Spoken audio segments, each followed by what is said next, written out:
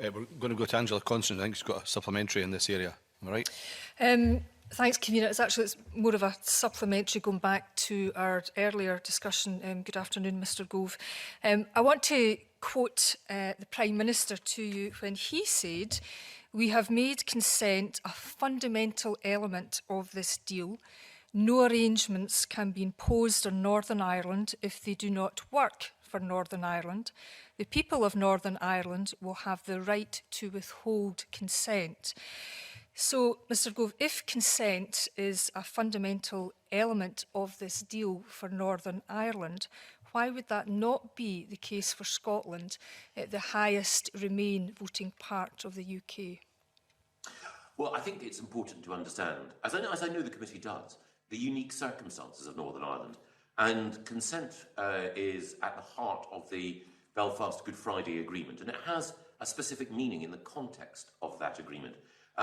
The troubled history of Northern Ireland with community tensions and divisions mean that the Assembly there works in a different way to the Scottish Parliament, and consent across communities is something that is at the heart of the operation of the Assembly, and the broader principle of consent for Northern Ireland's position within the United Kingdom is something that underpins the security of the Good Friday Agreement, an agreement that was ratified and underlined, I should say, with simultaneous referenda north and south of the border.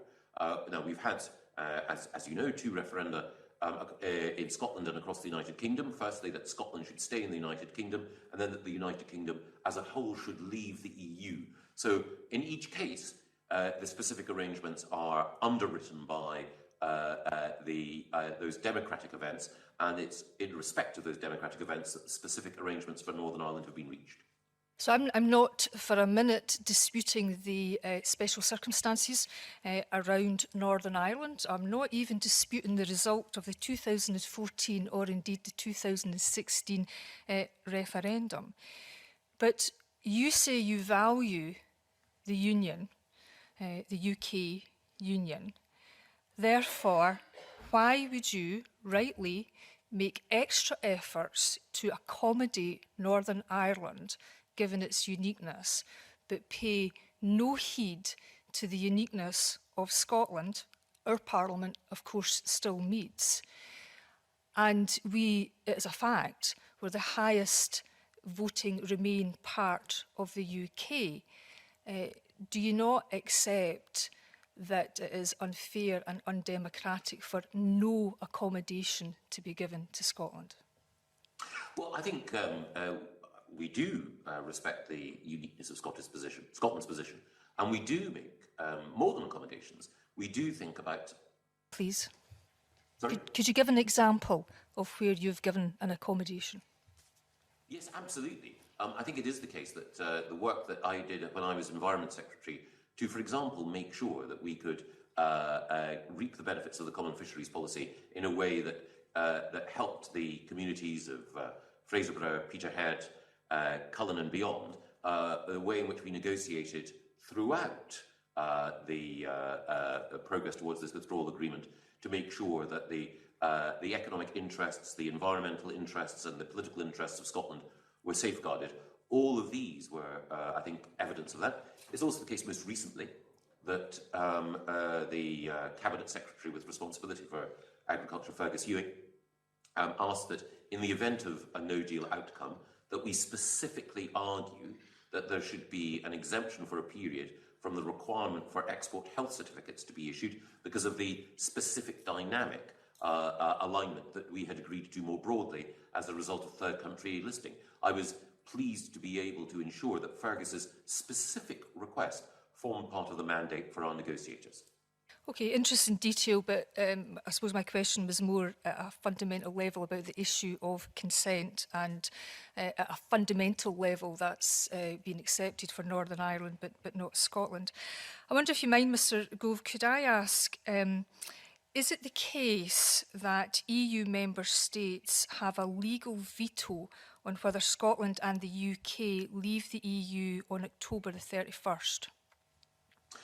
Well, it is the case that, if I can explain the procedure, and I think the committee is broadly familiar with it, that the letter having been sent as a requirement of the Ben Act, the European Council will meet, and when the European Council meets, and it's for them to decide, then they will then decide whether or not to grant an extension, and on what terms, and of what length.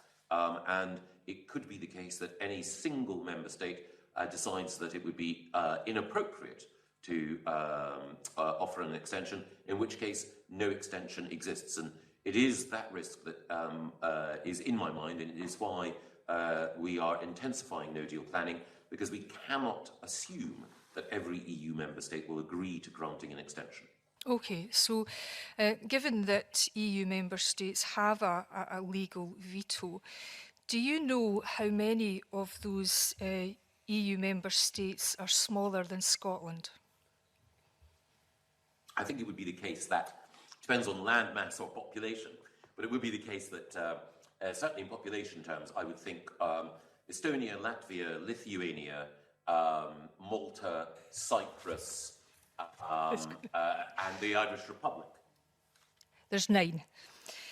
So my final question, convener, is indeed, Mr. Gove, can you not see that for anyone living in Scotland, that from our perspective, that we have a UK government telling us that we just have to put up with this, yet there are 9 EU countries smaller than Scotland that have a greater say over our future?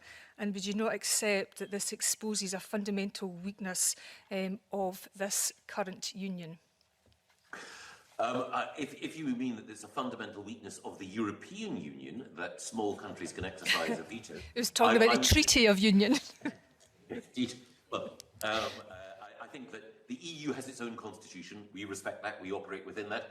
The United Kingdom has its own constitution as well, and we respect that and we operate within that.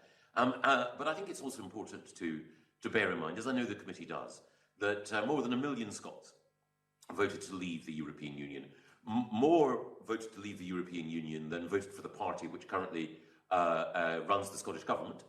So if we're looking at competing mandates, then I think it's important that we look at the rules overall and recognise that the United Kingdom voted to leave as one United Kingdom, and that is the basis on which we should leave.